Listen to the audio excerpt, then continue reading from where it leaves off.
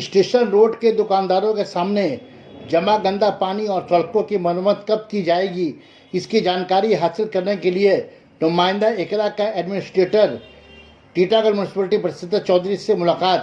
आइए सुनते हैं उन्होंने क्या कहा।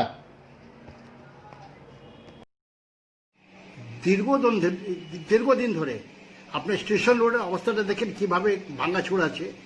তারপরে আজ 2 বছর বা 1 বছর থেকে ওই নোংরা জল সব দোকানের পাশে জমা হয়ে বড় বড় পোকা হয়ে গেছে সব।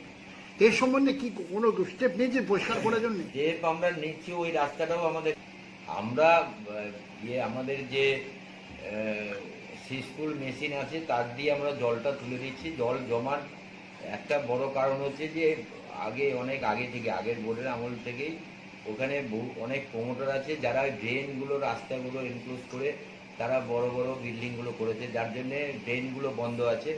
সোয়ারেজ সিস্টেম ছাড়া আমাদের অন্য কোনো রাস্তা আমাদের সামনে নেই।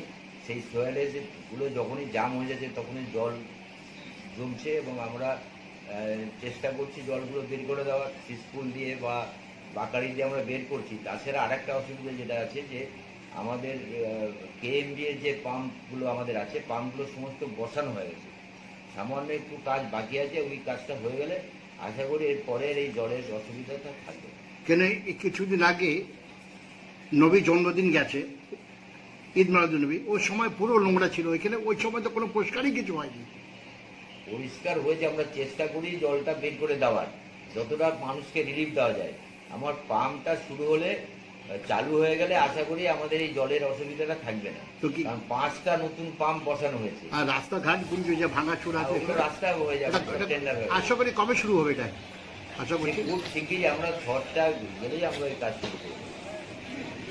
ছটের জন্য আমরা যেগুলো জায়গা দিয়ে ছটের রাস্তাগুলো আমাদের প্রথম হচ্ছে, আচ্ছা, তারপরে ওই রাস্তাগুলো আমাদের শুরু, আমাদের টেন্ডার হয়ে গেছে, খুব তাড়াতাড়ি ইলেকশন আগে হয়ে যাবে এটা। ইলেকশন অনেক আগে আছে, ইলেকশনের সাথে কোনো সম্পর্ক নেই।